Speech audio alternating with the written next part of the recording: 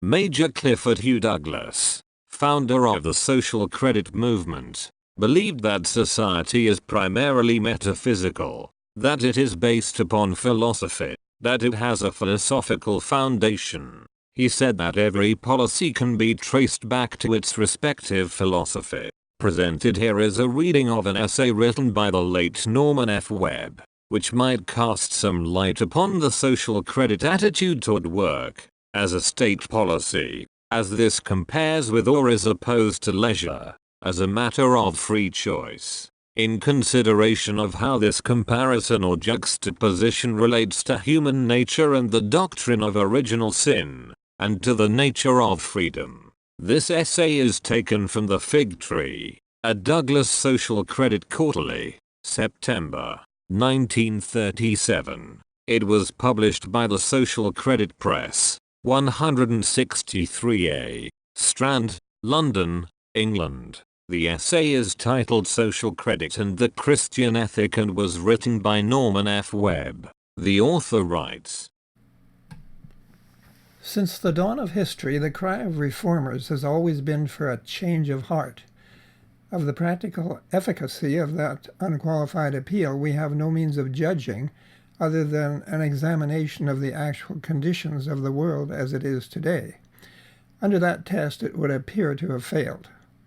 Nevertheless, the great majority of society, with, it must be admitted, considerable encouragement from the press and the pulpit and the pronouncements of bank chairmen, still holds blindly to the belief that a change of heart is an essential preliminary to any change for the better in social conditions, and denies environment any claim as a means to change of heart.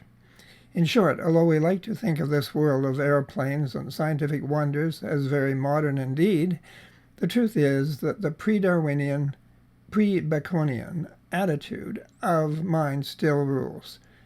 In support of this attitude, Christ's words are often quoted: "Seek ye first the kingdom of God and his righteousness, and all these things shall be added unto you." Manifestly a searching truth, but it seems to me the weak point in the argument is always the fact that so few of those who hold the view appear themselves to have experienced the change they recommend. It is just here that the problem reaches a deadlock. It is a sort of spiritual stalemate, and in the ensuing check and pause, an acute sense can plainly detect the premonitory tremors of a vast society breaking up. It can serve no purpose to become either impatient or rattled, but it must be admitted that the matter is urgent, since it is quite possible that the future of an entire civilization depends on its solution. If it were just a question of giving a decision on the side of one or the other school of thought, the change of heart or the change of environment, how simple it would be. But we must not forget that the core of the problem, our practical difficulty, is that both sides appear to lack the essential dynamic that is necessary to stir up the public to a realistic sense of the present state of affairs. My personal belief is that judgment cannot be given to either, that the truth of the matter lies somewhere between the two, as I firmly believe truth itself to be a balance of forces. I suggest the two changes are interdependent. They must, so to speak, occur together. The job is to be tackled at both ends simultaneously, like a tunneling of the Alps. In his book Social Credit, contrasting the claims of what he calls the classical and modern spirit, which, broadly speaking, correspond to the two schools of thought I am considering, Major Douglas says, "It is probable that, as in many controversies, there is a good deal to be said for both points of view, but it is even more probable that approximate truth lies in an appreciation of the fact that neither conception is useful without the other. Or, as I wish to suggest, it may be just their combination that would produce the spiritual impulse for which we are searching. For since it is a fact that the nearest the human mind and language can get to a statement of truth is a paradox, for whosoever shall save his life shall lose it, and many others, it is quite probable that the approach to a practical problem, even our very actions themselves, may require to be, in a sense, paradoxical in order to be sound. It is, you see, a live problem, a spiritual problem, which is a conclusion that we social creditors have to some extent avoided, for the reason that as a class we possess that trained cast of mind that is intensely apprehensive of emotional excess. I believe that it is our destiny to live down that fear, as indeed in the near future many fears and prejudices will have to be overcome, and that the road by which it will be achieved is through a realization of the fact that the scientific mind is a type of the modern religious mind, in fact, the neo-Christian. Science is knowledge. In action, it is the research and documentation of natural law. For that job, there's only one essential, besides training and common intelligence, and that is integrity. Singleness of purpose, the single eye, that, as Christ said, is the only means to enlightenment. In that sense, the scientist is truly religious in spirit. He knows that all personal bias and preconception must be eliminated from the mind, that facts as they come to light must be accepted, not for any moral reason involving punishment, but simply because it is only in that obedient, impersonal, selfless spirit that truth, his objective, can be obtained. To me, Christianity is realistic in the highest degree, but it was not the church, but two superficially mundane interests that brought me to an appreciation of the realistic and practical quality of Christ's teachings. In the first place, it was the study of art, and later the study of that philosophy we call social credit. And the more I examine them, the more do Christ's teaching and social credit identify themselves and fuse in my mind. I put down here my interpretation of the fundamental principles of Christianity solely for the purposes of my analogy, not minding though I must be treading on ground already covered and recovered by commentators and theologians, whose books I have never read and never shall read. What I have found then in Christianity is a technique of living, and it is with me that whatever adherence I may give to social credit or anything else, the technique of personal existence must be my primary concern. I cannot, I will not, let my interests be an escape from my personal problems. Rather, I must solve my personal problems for the sake of prosecuting my interests more effectively. Christ was a realist, the greatest that ever lived by my definition of realism, which is a concern with the immediate present, with facts as they are. The kingdom of God is within you, said Christ, and that to my mind is an eminently realistic statement. It was idealism that shoved heaven up into the sky, and that has persistently postponed human blessedness to any time and place except here and now, when just here and now are all that we really possess to work on. It is surely a devil's trick to rob us of the present, the only possession we can really call ours, and it is surely a bedeviled world that displays all this passion for securing the future and leaves the present to shift for itself. It is because of the realism of their belief that social creditors find themselves so markedly opposed to a world that sees no hope other than in plans, 4, 5, and 10-year, and boards and leagues and conferences, all idealistic, all projecting themselves outward from an unsolved, immediate presence, into an intellectual, utopian dream of what might be, of what ought to be. Take care of the present, and the future will take care of itself, is the lesson of both Christianity and social credit, and I say it is realism as opposed to idealism. It may be impious. It certainly is both unscientific and misguided to try to see any distance into the future. Acceptance of and obedience to facts is the creed of both Christianity and science. Newman's "one step enough for me" may be childishly simple, but it is profoundly and truly a summing up of the Christian point of view, and, I would add, the scientific also. The Christian task, as I see it, is to attain the right attitude toward life, to understand and carry out its laws as disclosed. What follows, follows, and it is just here that faith comes into operation. It seems to me an astonishingly foolish mistake and one very frequently made, to confuse faith with blind belief. They are in no way related. Faith might be defined as an unshakable understanding that obedience to a known law must produce correct results, even though, as Major Douglas puts it, the end of man is unknown. In other words, even though the actual nature of the ultimate result is hidden from us. The social credit faith is of that nature, and so too is the truly Christian.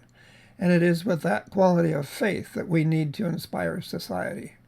Lacking it, people dread any change and demand to see the whole social program complete with blueprints and a 5 years unconditional guarantee. The best analogy I can think of is learning to ride a bicycle.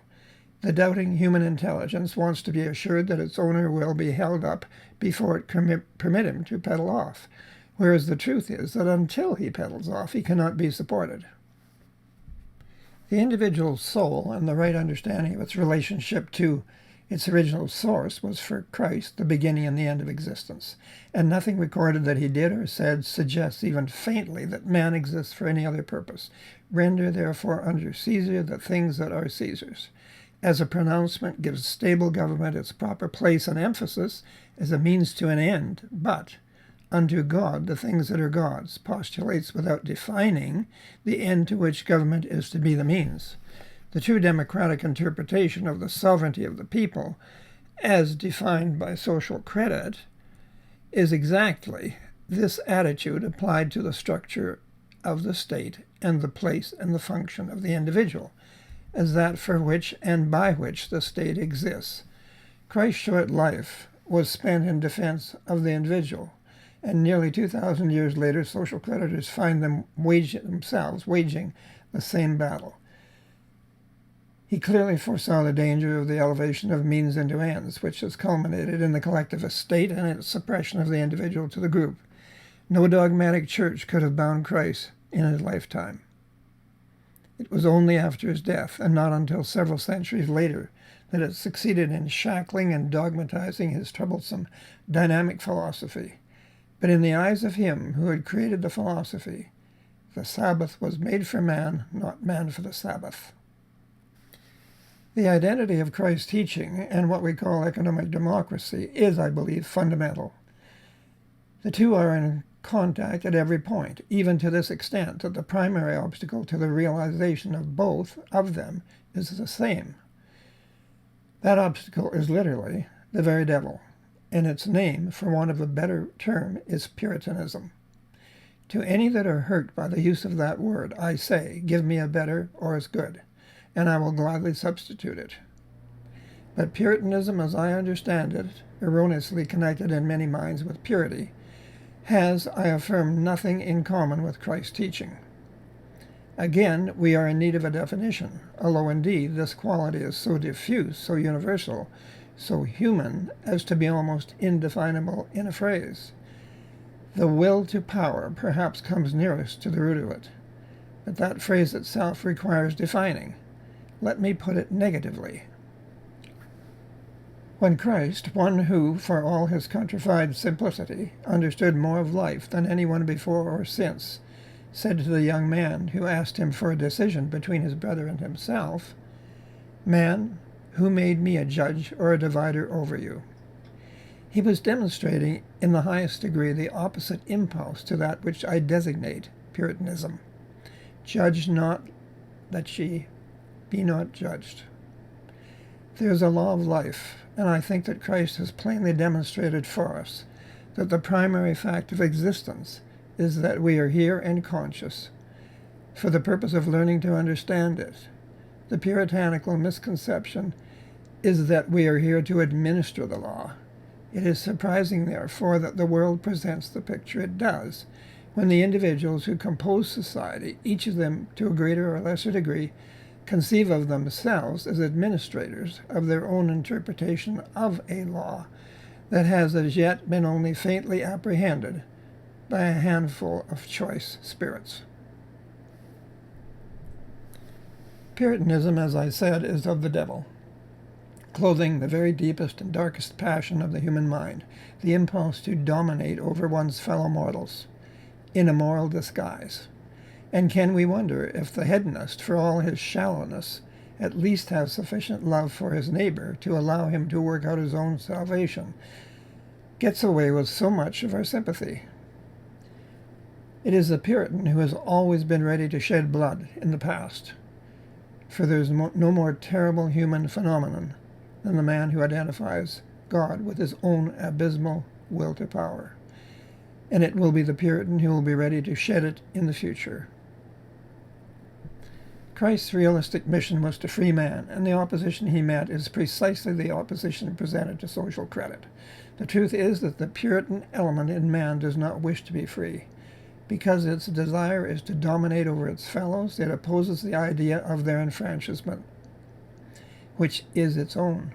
The devil fears freedom above everything, and his own most of all. It is quite natural, then, that when applied science comes along offering material freedom and abundance, the Puritan, the devil's advocate that lurks in each one of us, should be arrayed against it, or that when we espouse a movement calling for a realistic acceptance of the fact of economic freedom, we are met with deadly resistance from the vested interests of the Prince of Darkness. The foundation of the Christian teaching is love. It is a difficult matter to grasp, and very wide in its application, and the word itself has been so narrowly identified with sexual attraction that we can hardly employ it profitably. There are many definitions, but it will serve our purpose to take one: trust, in the sense of absence of fear. Perfect love casteth out fear. That form of love social credit represents. Social creditors affirm a belief in the fundamental decency, goodness if you like, of human nature in the face of a world cowering abjectly before its own degraded picture of itself. Coercive legislation and armaments and leagues are all a direct outcome of fear and hatred, distrust of human nature. Into that dark abyss our present civilization seems to be descending. And constructively opposed to that worldwide tendency, there are literally only two forces: the teaching of Christ and the philosophy of social credit, which I say are one and the same. The actual clash that is to herald the social breakup cannot be very long delayed. In the interval still remaining, can these forces not be brought together, and from their identification a real Christian democratic nucleus be created, round which the remnant of this present marvelous and tragic civilization might reform? It is conceivable that the actual breakup might even be averted, and the spirit of the age take that sudden renewal and swing upward with which an apparently dying piece of music sometimes starts off again on a fresh and finer flight. That, as we know, is the vision that social credit has opened up for some of us, but so far we have not been able to communicate it to the great mass of the people. In this combination I have suggested may lie the secret of the dynamic we search for, when the change of heart and the change of environment become, as I believe they should, complementary to one another.